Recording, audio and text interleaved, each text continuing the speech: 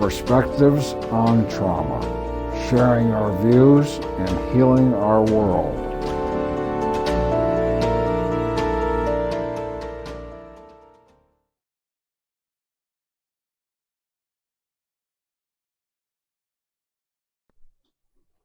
Hello and welcome to Perspectives on Trauma. With me today is Piper. Welcome. Hi. To begin, could you talk about what is expressive therapy? So I have a master's degree in expressive arts therapy. I studied dance movement therapy specifically, but the idea of expressive arts therapy is just that through creative expression of the self, we can access aspects of our experience and parts of ourselves that have not fully processed trauma and just experiences in general in ways that don't overwhelm the system and in ways that our body can digest. So expressive arts therapy is kind of the wide gamut of different forms of expression. Dance movement therapy being very embodied, which the research really states now that we hold trauma in our bodies and that physical movement is a really important way in which we can move and process trauma. But I'm also a singer, and music and singing is a really potent form of expressive therapy, and also just expression, even if it's not in the formal therapy environment. But then, of course, visual art is used for therapy. Multimedia, like 3D, clay, and as well as word, writing, storytelling, poetry, and then also acting, theater. Theater is kind of in some ways seen as the one that gathers it all together, that there's visual art there in the creating of the space and the backdrops and the costuming, as well as physical movement, and voicing, expression, sometimes songs, sometimes saying words, right? And also drama creates this taking on a persona in which we can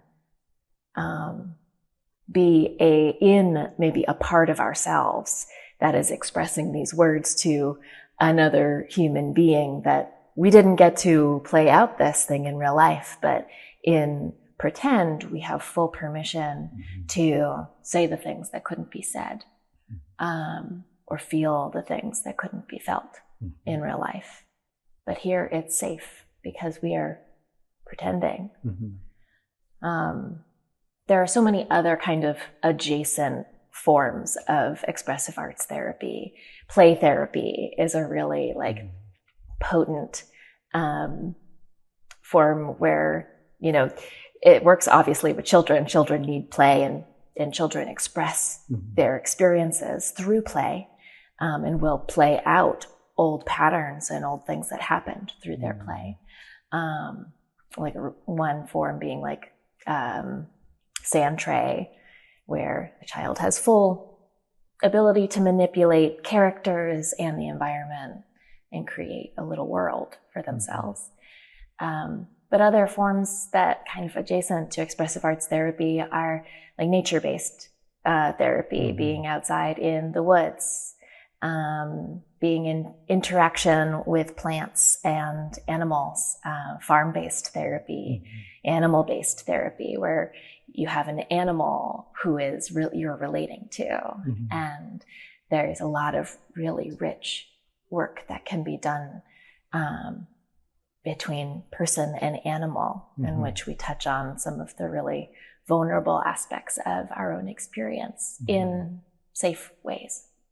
So when people are looking at considering these types of therapies, I guess my question would be, is it something that, okay, a person might benefit from a certain thing that they have already an interest in, or should they be challenged to do something that's artistic that they normally wouldn't do? I mean, how do those interplay? What a good question, because I think that there's a lot of debate around that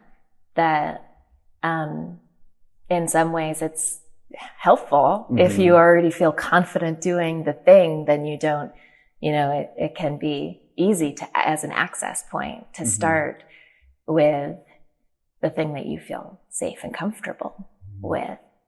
And ultimately, the therapeutic process is not a comfortable experience. And something about kind of intermodal expressive arts therapy, the idea of moving from one modality to another, is that they're in the translation between one medium to another. We pull out the aspects of our experience that need more processing, that maybe aren't comfortable. We can kind of let the parts that we feel safe in drop away, and then we're left with the material that really needs to still be processed. So as a person who has a lot of formal, like classical music training and background, I have so much kind of knowledge and understanding and experience performing using my voice that to get at the vulnerable is actually really challenging. It requires me to kind of like unpack all that I have learned in order to get to the parts that are more vulnerable. Whereas I have very little experience with in like training with drawing or with visual art. And so visual art might be a better way for me to touch base with the parts of me that are maybe more vulnerable, because there's less kind of like adult structures and like knowledge and this kind of ego perception that I know what I'm doing. And so I could be a little more vulnerable and easily access those vulnerable parts.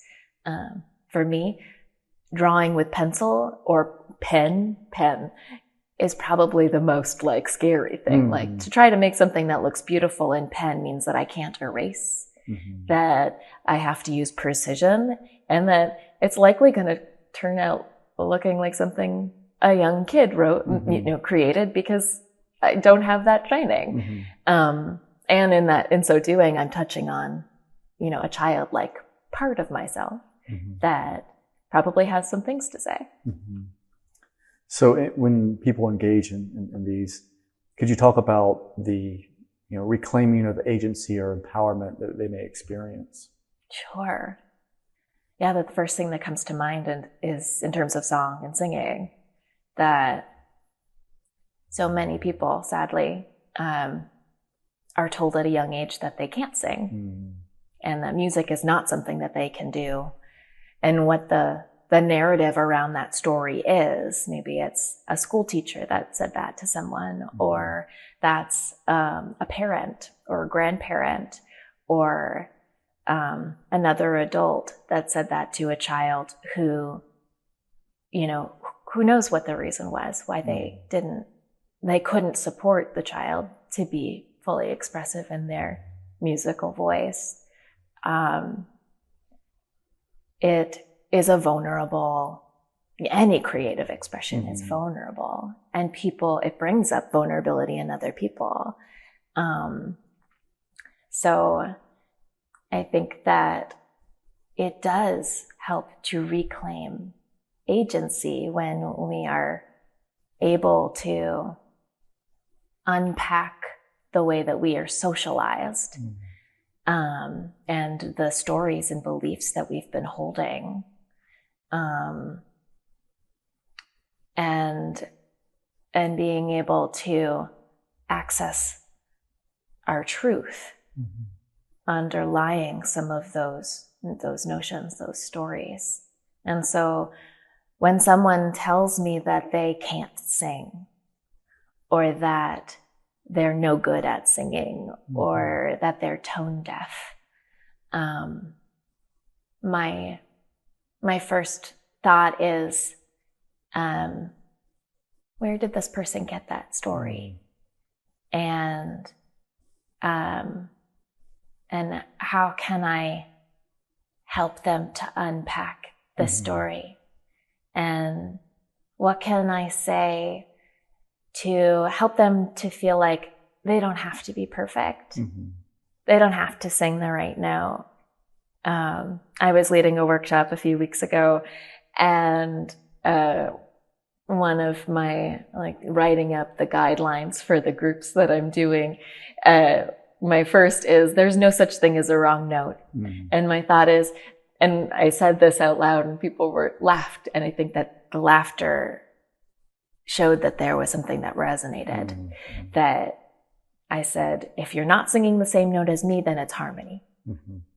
And your harmony is going to be beautiful in this moment, no matter what it sounds like. It doesn't have to sound beautiful. It just has to sound. Do you find that overcoming this qualitative, good singing, bad singing, and getting someone to engage, is this one of the more difficult things to overcome? Yeah, it is. I think it has a lot to do with the professionalization of any expressive arts.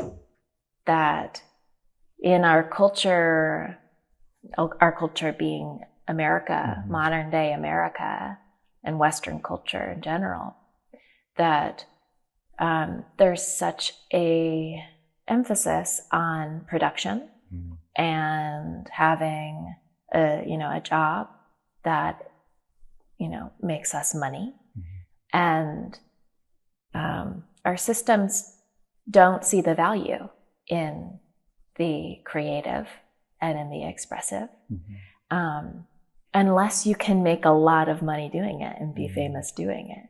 That there's a very high bar to being successful as an artist.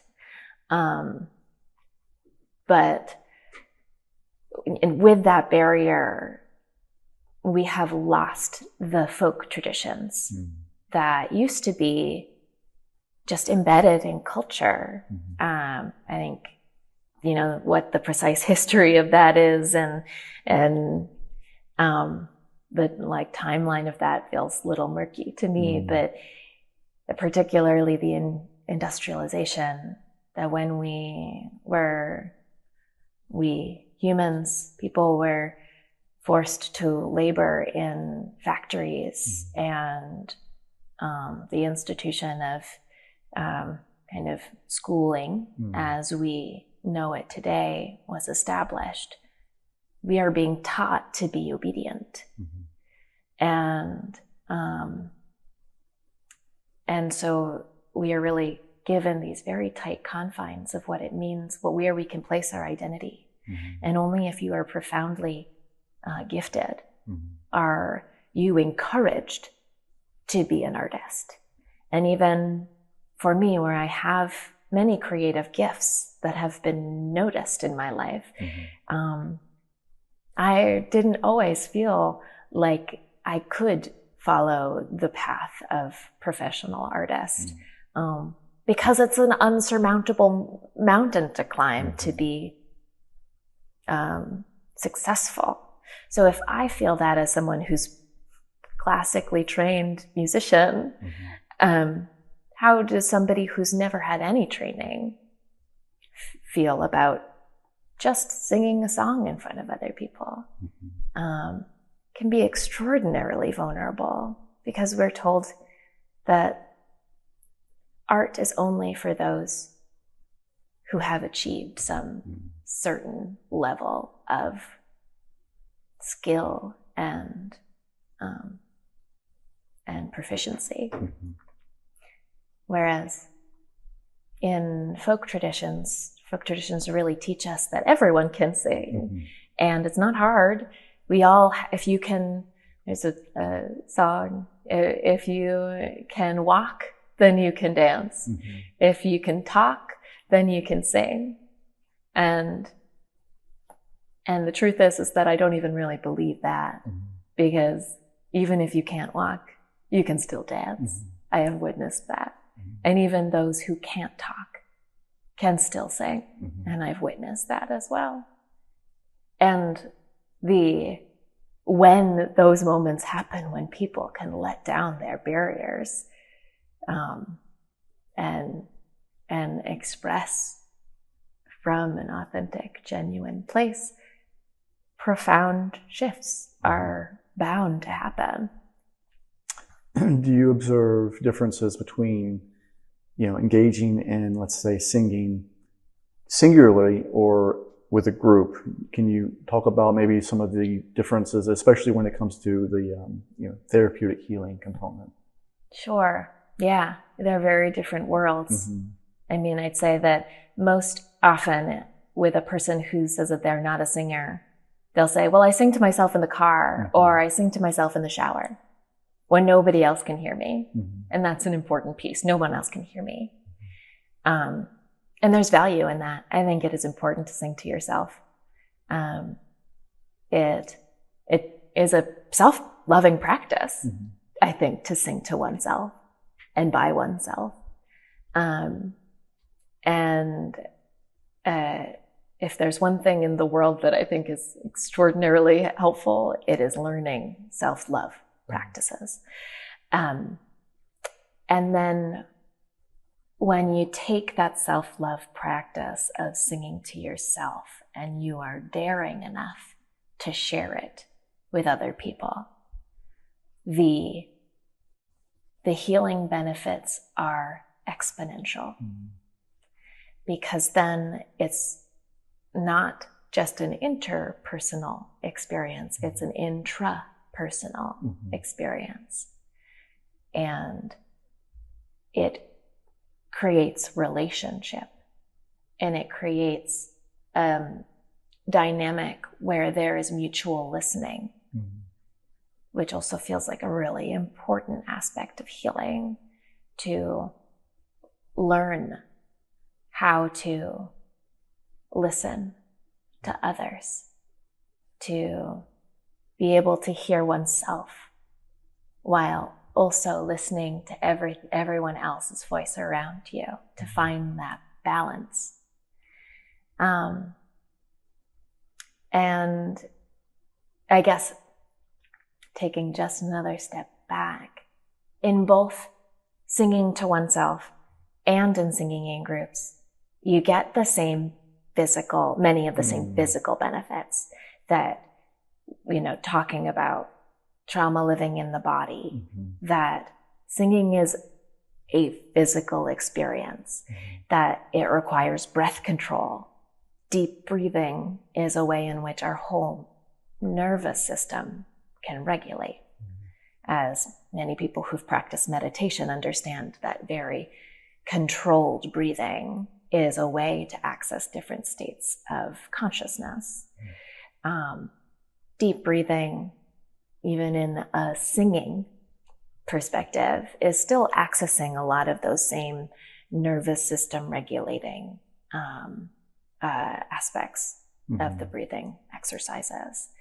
And then there's the voice box, creating vibration. And this is where, like, in my kind of theoretical mind and understanding of movement therapy, there are very few things in the world that we do that are not movement. That drawing is movement. And in sitting completely still, there's still a lot of movement. There's the movement of our breath. There's the movement of our blood in our body. And if you're still enough, you can really feel. You can feel your heartbeat. Some people can't access these perceptions of what's going on in the inside, although that is a skill to be developed, something that I think expressive arts therapies is helpful in supporting people to access that. So singing is vibration. That's what all sound is, vibration of some kind, something moving. And so when we sing, we are actively vibrating a really important part of our body. There's a kind of newer theory called the polyvagal theory, in which the vagus nerve is considered the soul nerve. And it is this theory that when we tap into certain parts of our body, we actually are able to access the entire nervous system to downregulate. So something that I emphasize in some of the groups that I'm leading is to check in with your body. How does it feel before you're singing? Before we get started, before you sing a single note, how does it feel in your body? And then checking in throughout. How does it feel halfway through? What's different? Is there anything that feels more open? Is there a calmness? Are there feelings that have come up during the course of us singing? And then at the end, kind of like, sometimes it takes a while for the layers of our stress and anxiety to melt away until we get to that place of true stillness and being able to lovingly hold whatever parts of ourselves that maybe we weren't able to acknowledge or notice prior to singing. Do some of these folk traditions that you spoke of, could you speak about, maybe your observations, knowing what you know of from the therapy world and from the music world, some of these folk traditions, how much knowledge do they have inherently in these systems regarding some of these healing components? Yeah, it's a great question. Something that's so important in my experience with folk dance, as well as with folk singing, and my understanding also of therapeutic movement, is that repetition is among the most important qualities of something that's therapeutic. That therapeutic dance and song are going to have a lot of repetition. So the idea that you're going to learn a dance. So let's take contra dancing. Contra dancing is a form of folk dance that started in early America, but draws from various set dances from England and from France, and maybe a few other places have kind of set dances that are similar to contra dance. Contra dance is what evolved from those few different dances, styles, as people were settling here. And so New England is a kind of melting pot that created this style.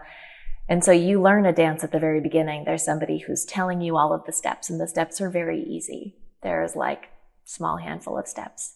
And you learn the very specific order in which those steps go in.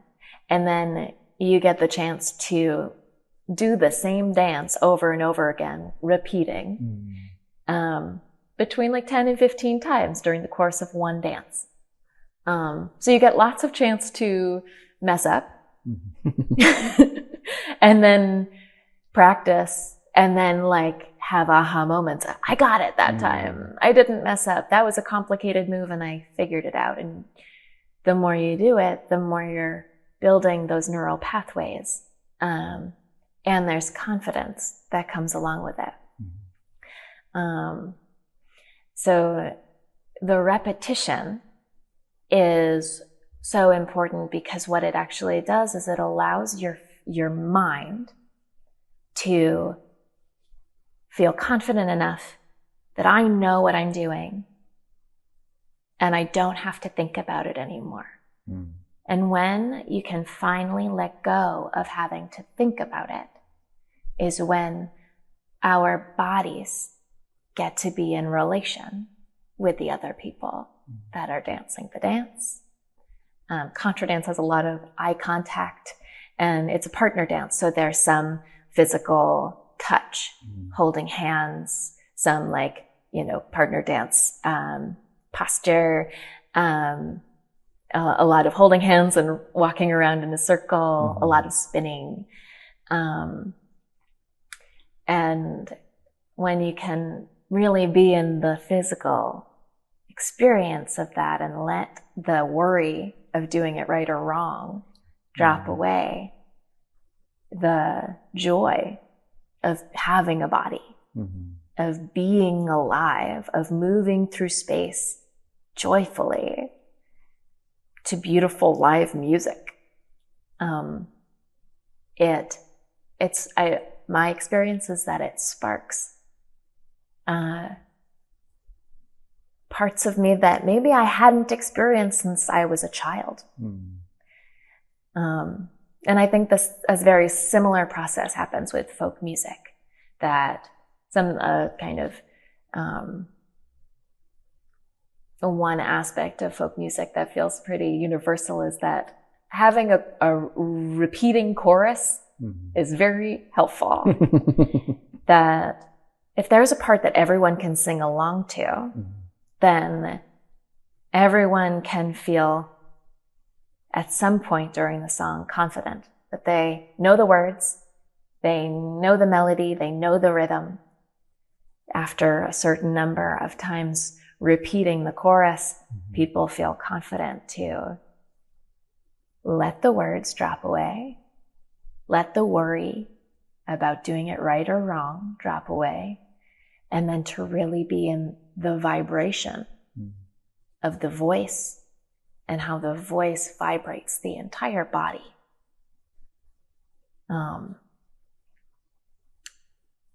I think it's so simple. Really, the more simple a song is, the more easily we can access our connection to one another. The things that are the same between you and another person. We are both human. We both have bodies. We both have voices. We both have hearts. We both have anxieties, fears, things that we love, people that we love. And I think that song can really tap into what is most human about us, in a way that few other experiences can do. Well, Piper, I want to thank you so much for taking the time to speak with me today, and I wish you the very best. Thank you so much. Thanks for having me.